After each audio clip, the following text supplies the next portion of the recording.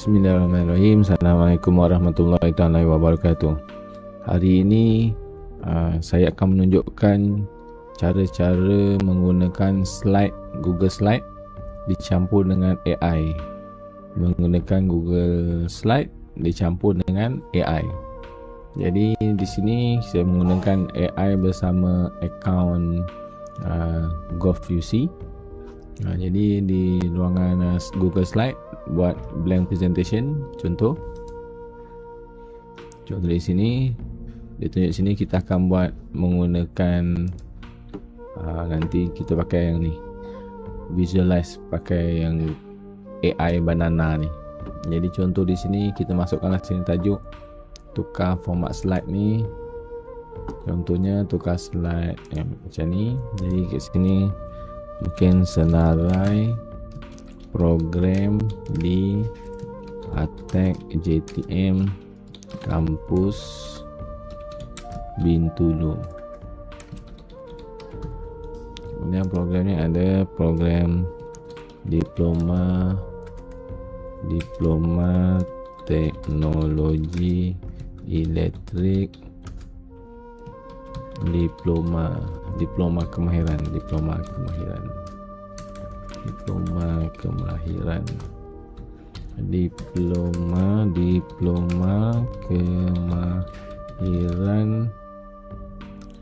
teknologi automotif,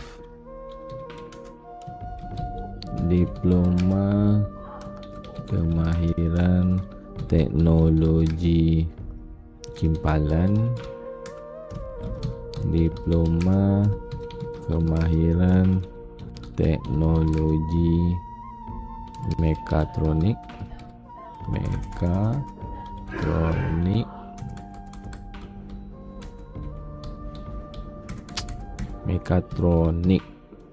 kemudian diploma kemahiran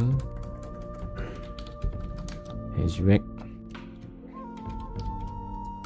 dan diploma kemahiran pipe, pemasangan pipe minyak dan gas.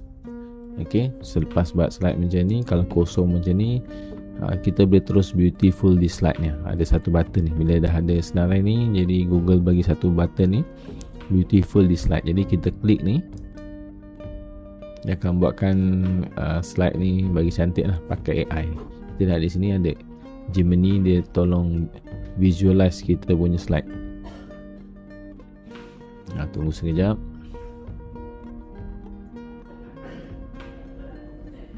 Untuk AI ni memerlukan PC baru lah. Kalau PC yang sudah uzur tu lagi lambat.